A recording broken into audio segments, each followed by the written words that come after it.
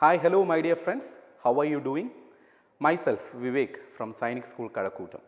Today we are going to deal with something very new. Some writing that we can classify under Indian English literature. That is what we are going to see. Literature, it's a common term, everybody knows what literature is. Can you say literature in a very single term? The meaning, what might literature associate with? Of course, literature means life. What we see in life is what reflected in literature, nothing else, right. So, today we are going to see a biography or an autobiographical account, a real life account of one of the prolific writers that India has ever seen. He is none other than Kushwan Singh, right. Kushwan Singh is very familiar to you as his masterpiece would be very known to everybody. You know his masterpiece?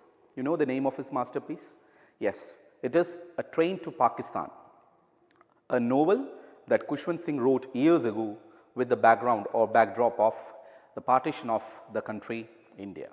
As I told you, having taken birth in the year 1915, he was a person who saw his motherland, the country India getting partitioned into India and Pakistan. So, we are going to discuss one of his autobiographical account, one of his personal narrative titled The Portrait of a Lady. And this particular lesson happens to be the very first lesson for class 11 English CBSE. So, before we begin the lesson, I have something to show you about Kushwan Singh. Shall we have a look? So, we are going to see the details of the great prolific writer Kushwan Singh. Let us have a look at it. See, this is Kushwan Singh. Kushwan Singh, Kushal Singh, or we can say he was also known as or he was even called Kushal Singh, another name. He was born on 2nd of February 1915 and lived till 20th of March 2014. So, you can see the lifespan here from 1915 to 2014. So, nearly a century he could live. Right from the early days or the early times of the 20th century till the early period of the 21st century. He was an Indian author, lawyer, diplomat, journalist and politician. His experience in the 1947 partition of India inspired him to write his masterpiece, the one which I have already shared with you, that is Train to Pakistan. So, that is what I told you, that Train to Pakistan, having considered as his masterpiece, has got the background, has got the partition of India as its backdrop or background. Later it was made into a film. Okay. So, that particular novel became his most well known novel. So, born in Punjab, Kushwan Singh was educated in Modern School, New Delhi and St. Stephen's College and graduated from Government College, Lahore. Okay. So, we will not go in detail his life sketch that has already been uploaded on Google Drive. You can access it very well. Some information are there which are really worth mentioning here. They are this one, the very last paragraph. You can see Kushwan Singh was awarded with the Padma Bhushan in 1974. So, you know the speciality of Padma Bhushan, since it is the third highest civilian honor that an individual can win in his motherland India. Padma Bhushan he received in the year 1974. However, he returned the award in 1984 in protest against Operation Blue Star, in which the Indian Army raided Amritsar. So, Kushwan Singh in 2007 received, or he was awarded, the Padma Vibhushan, the second highest civilian award in India. Okay. So, having discussed both Padma Vibhushan and Padma Bhushan, everyone knows the most coveted civilian award that the country India gives is Bharat Ratna. So, that is a very short information, a gist that I can give you all about Kushwan Singh.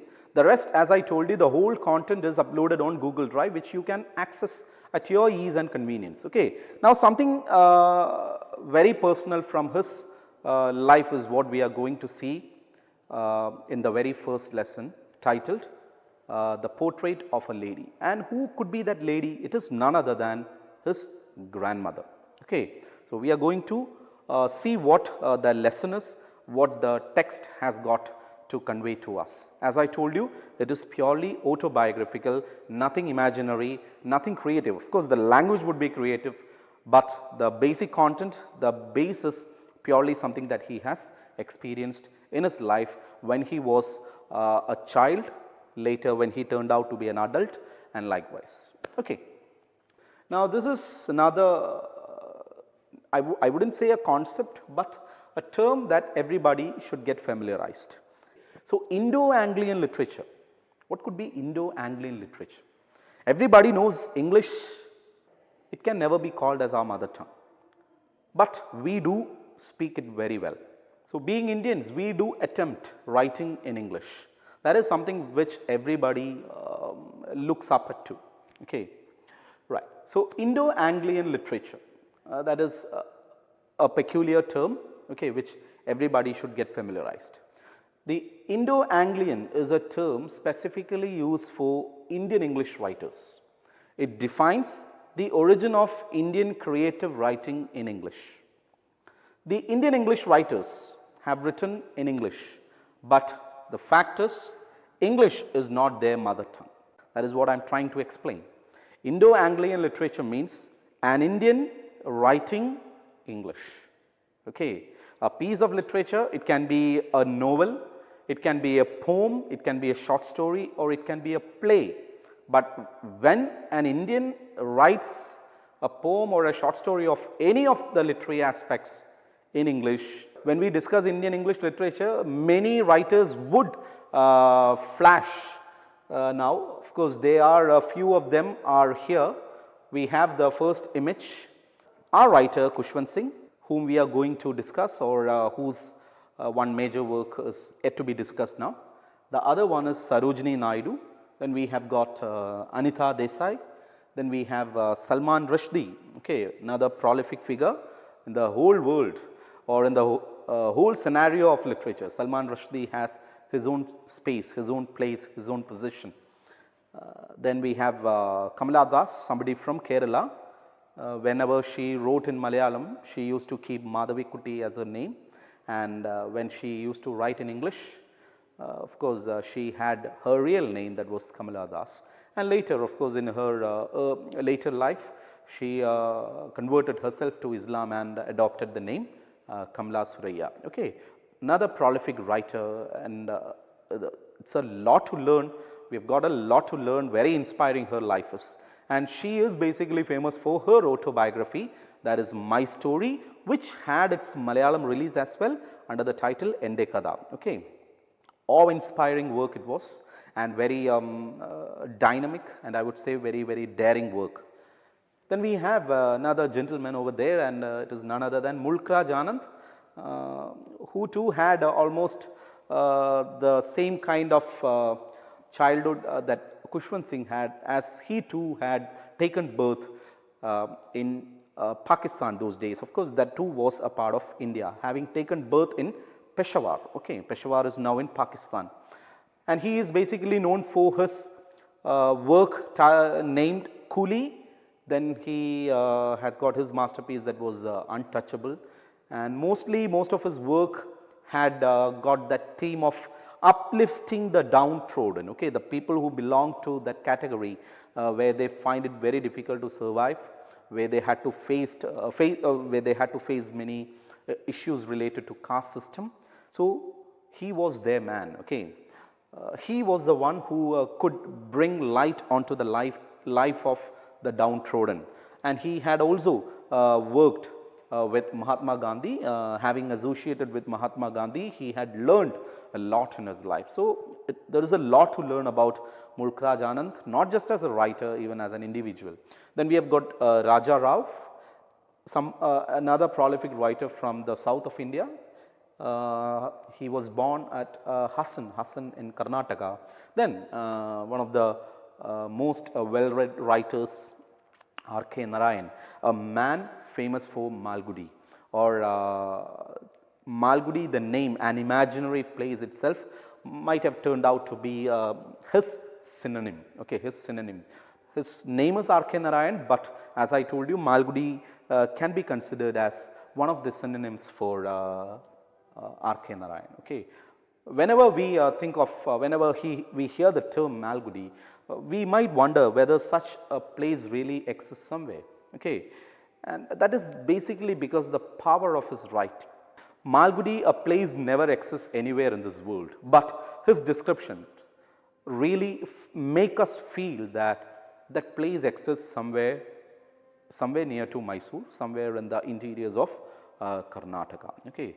So, Swami and his friends, then Bachelor of Arts, the English teacher, the vendor of sweets, Mr. Sambat, the printer of Malgudi, talkative man, all these are his works.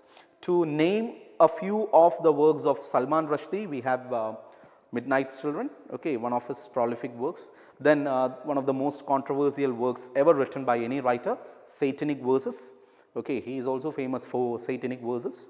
Okay, so that is some information about Indian English writing. We are going through a gist only, okay, not going into the depth of Indian English writing, and we are not going to take the exact number of Indian English writers. Okay, these are a few, okay, we can say major pillars, okay, and along with them there are many other writers as well. One from our state, Kerala itself, we have the God of Small Things, the writer Arundhati Roy. Okay, she is also one prolific figure in the field of literature, okay, Indian English literature. Then we have got the latest trendsetter writer is Zenu. We have got many movie adaptations as well. Chetan Bhagat, okay, he is also a great figure in the field of writing. Okay, so let us officially embark on the portrait of a lady as the new lesson, or as the very first lesson in the prescribed reader. We have Hornbill. This is the prescribed reader. Okay, and there is another book, Snapshots, which is the supplementary reader. Okay, so the portrait of a lady is the very first lesson from this text, Hornbill. Now, what is the portrait of a lady? What is it all about? We have a very short introduction here. The portrait of a lady is the story of the author. He describes this relationship with his grandmother over the years. He pens down her daily activities and how she evolved as a character as time passed by. He explains her appearance, which helps create an image in the reader's mind. So, that is what I told you in the beginning. This is an autobiographical account. This is an autobiographical narrative that the writer had experienced early in his life, and it is not just an experience sharing of a span of time. It goes on right from his childhood till his adulthood. Once he attains university education and he goes abroad for higher studies, till then he goes on explaining, and how his association with his grandmother had been then. Okay, how she had been inspiring, how she had been evolving as a lady, and what importance his grandmother had in his life those days. That is what the portrait of a lady is all about. Right, the portrait of a lady written by Kushwan Singh is a personal account. It is a personal narrative of the writer himself. Upon finishing the lesson, we would be able to bifurcate this lesson, we would be able to classify, we would be able to give separate divisions for this lesson.